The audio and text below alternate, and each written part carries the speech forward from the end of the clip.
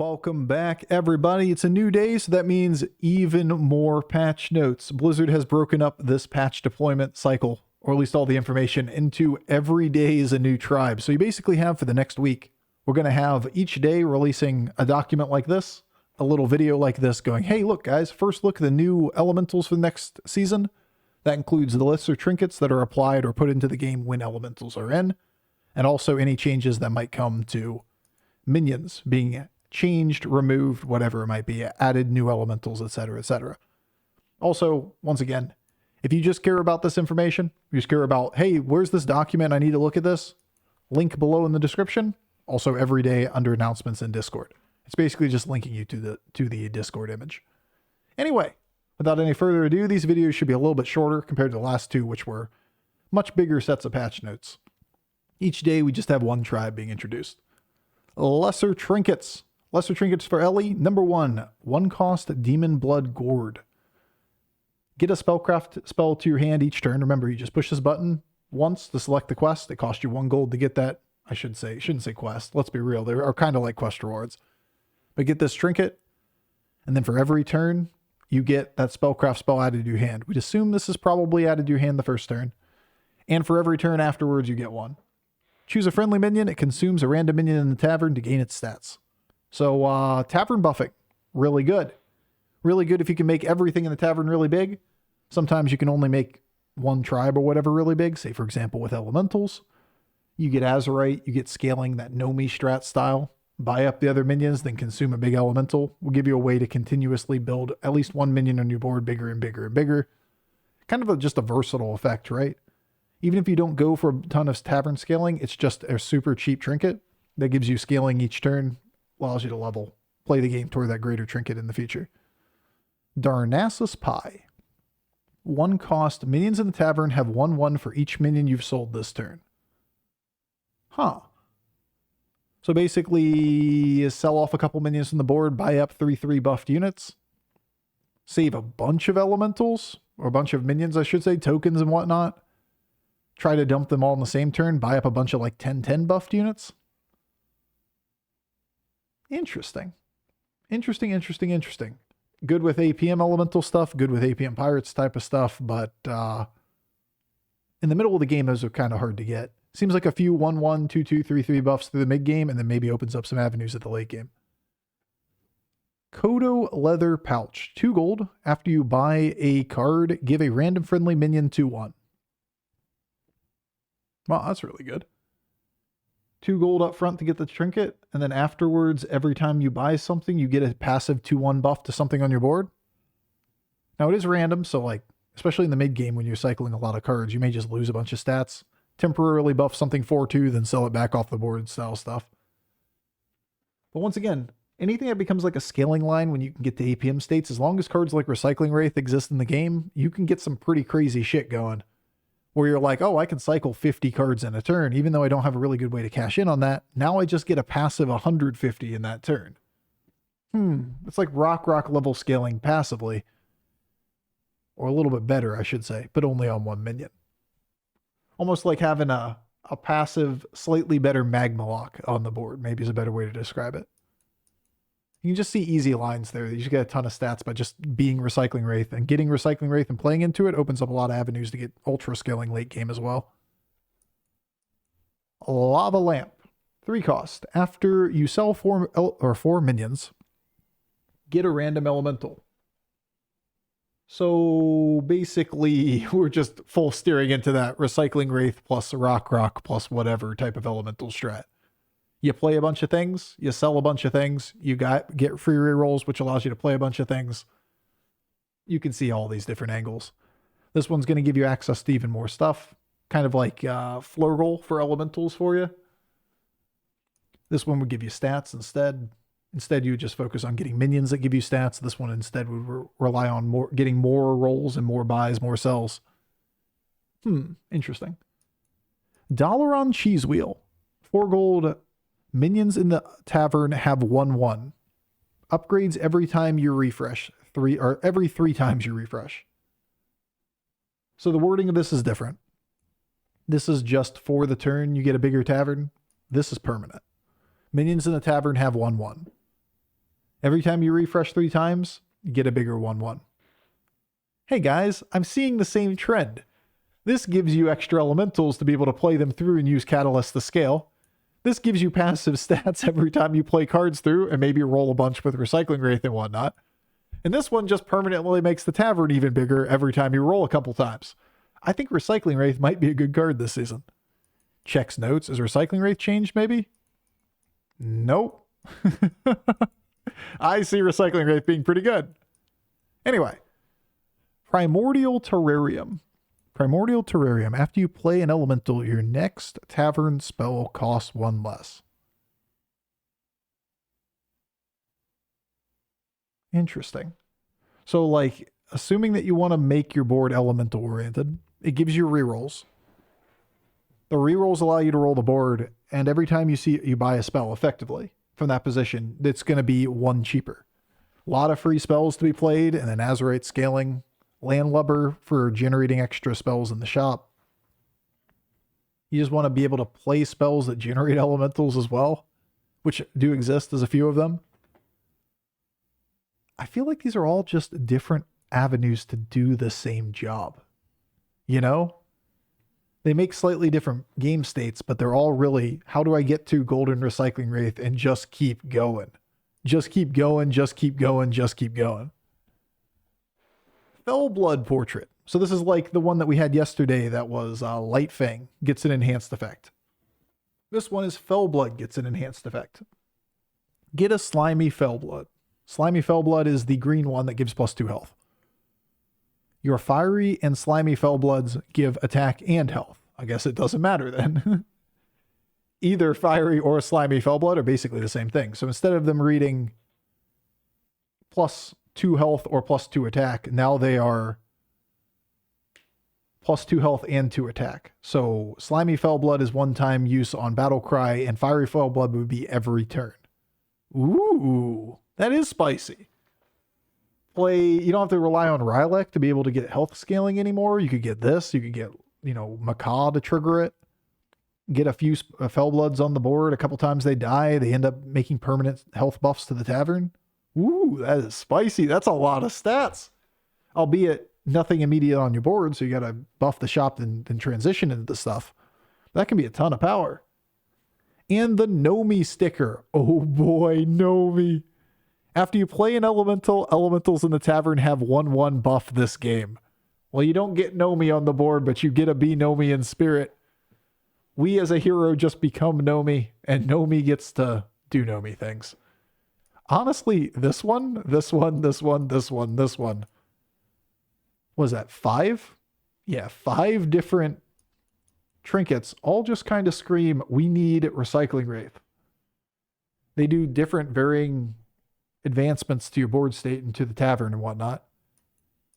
That's just the lesser trinkets. That's just the first turns where you're like, oh, I'm on turn 6, turn 7, turn 8. I haven't seen my greater trinket yet. I've enhanced my board once. Now what happens when you stack that with another guy? Greater Trinket Ellies. 2 gold, better Kodo leather pouch. After you buy a card, give a random friendly minion 4/4. So continuing this concept. Better Pie. 3 gold, get a 2/2 for every minion you sold this turn to the Tavern. So basically dump a bunch of cards, buy up big things, or consume the stats in the Tavern. Think selling off stuff and buying stuff in the mid game makes a little bit more sense for the lesser version, because it's like turn 8, turn 9, or turn 7, turn 8. But this one feels more like you would do this when like demons are in, maybe.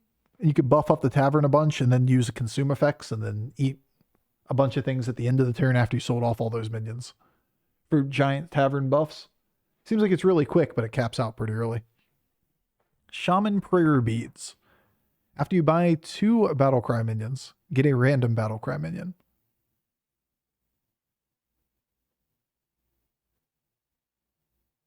Why is this an Ellie one? I feel like this is like really good for Murlocs and really good for dragons. Every Battlecry you get is like half of an extra Battlecry minion. I see Calicos Bran. I see Primal Fin random buffer Murloc stuff with Bran. Ellie's going Battlecries, huh? After you buy 2 Battlecry minions, get a random Battlecry minion. I mean, it's just a ton of power. I buy battle cries anyway. Those battle cries give me extra gold so I can buy better battle cries, and sometimes generates a battle cry that I even want as well. Just seems good.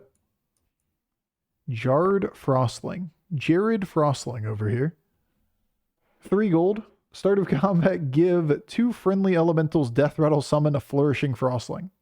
Ooh. Spicy. Spicy, spicy, spicy, spicy. So Flourishing Frostling is the minion, the 1/1 elemental that reads basically as an aura effect. Gain 1/1 for each elemental you've played this game, or gain 2/1. Is it 2/1 nowadays? Regardless, yeah, it's 2/1. Gain a bunch of stats. So when your elemental dies, it gets one of those guys dumped on the board, and that will gain those stats from whatever elementals you've played so far this game. So you basically get 2 extra board spots that are going to be big ass elementals. If you're playing cycle elementals, those could be like 2 extra 200s or whatever. Even if you haven't found a bunch of other stuff on the board yet. Ooh, spicy, spicy. Dalaran Cheese Wheel Tier 2. Minions in the tavern have 2/2. Upgrades every 3 times you refresh. All right, we're just going all in on Recycling Wraith. Buy it every time you see it, guys. Azurite Portrait. Get a Living Azurite. Your Living Azurites also give stats to friendly elementals. All right, well, first of all, Azurite's a great card. And a better version of Azurite is just going to be a better card, right? I wonder how effective this is actually going to be, though. Because Azurite's problem is rarely, my board is too weak in the middle of the game. It's that you can't find a way to consolidate stats at the end of the game. It basically lets you keep buffing something from the beginning of the game on, but if you triple something too early, it still only gains like the 1/1s for each Azurite instead of the 3/3 that you could potentially get by creating the triple. Still, really nice to have that passive scaling so you don't hemorrhage out and die in the process. And there's a greater version of NOMI sticker. It's a golden NOMI sticker. Oh my god, we could get elemental stuff into elemental stuff. I can see Recycling Wraith popping off so hard in this patch. You can be golden NOMI. Just put your heart into it, you know? Plus 2/2. I can just really see a lot of these things. Like, after you sell elemental, get an elemental, and then pair that with something like Living Azurite or NOMI sticker so that you can take rerolls. Azurite Portrait over here, along with, where is it? Primordial Terrarium. Super cheap spells. You can go get yourself Azurite and Lubber early, then just start popping off with all the value spells as you reroll the boards for free with the Recycling Wraith. Man, it's like every one of these conversations includes the word Recycling Wraith. Interesting. Anyway, 3 new minions come in elementals. Sleeping Sea Glass. 3-star, 3/3. Choose one. Double this minion's attack or double this minion's health. Interesting. So, like, this thing oftentimes will be buffed in the tavern because of see Exhibit A of all of these effects. When you play it, you can choose to double its attack or you can double its health, which is, let's be honest, probably double its health almost every time you see it. So if it's like a 10/10, it's a 10/20. If it's 20/20, it's a 20/40.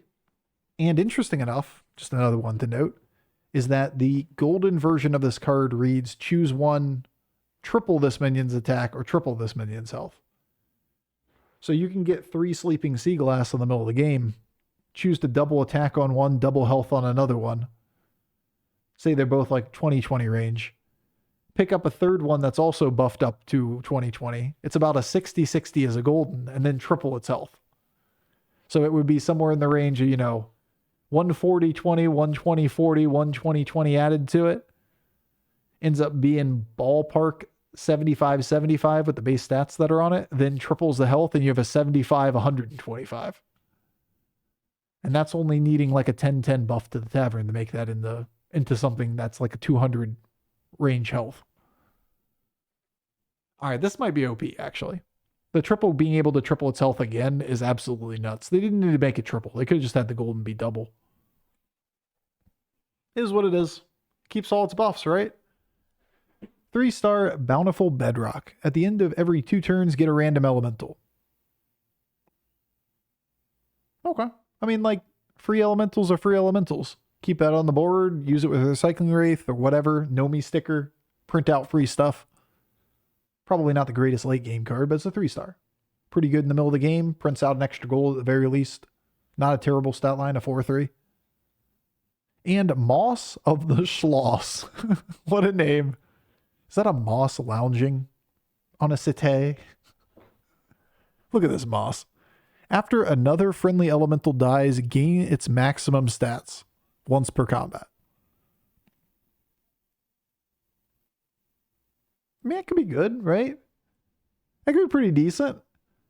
You have a big taunted elemental, and then you can throw this thing behind it. Now you have two big taunted two big elementals. Bramble Witch is going to hard counter this board pretty hard. Kills the first minion, and then also makes Moss only gain a 3/3. That could be a pain in the ass. Anyway, moving on. Looks like, as a lot of people called, Azerite's going to Tavern 4. Yesterday's neutral quests, or trinkets, really heavily hinted that Azerite was going to move because it was going to be busted as hell on 3. But Landlubber goes down to 3. Stats change slightly on them to account for that. Wildfire goes back up at Tavern 4. Magmalock is gone, and Marine Matriarch is gone to open up space for the new minions. We did gain an elemental. I think we've noted that a couple times. Interesting to note that, like, when we read the first patch notes, there were more minions being added or added back or regardless, added than were removed. So overall, the pool's going to be a little diluted this season. Basically, every tribe's going to be one minion bigger than it was before. Harder to find triples, but more variety in cards that you're going to play. I'm down for it. Be interesting to see. Anyway, that's it. Quick and easy, straight to the point, 15-minute video. Hey, look, new elementals. Add that with all the stuff that we've seen the last 2 days, and suddenly this patch is looking real pretty. Recycling Wraith meta for elementals. NOMI's back in spirit. Fellblood Portrait, holy fuck. This is kind of like a unique playstyle, and the rest of these guys are like all different avenues for big-ass Azerite NOMI stuff. Recycling Wraith is going to be the best card by a landslide for this board state. Anyway, we'll see it when it comes out on the 20th. I guess on the 19th when we have the playtest. And I'll be back again tomorrow for another one of these patch reviews. Because tomorrow is just another tribe. Only 9 more to go, guys. Peace.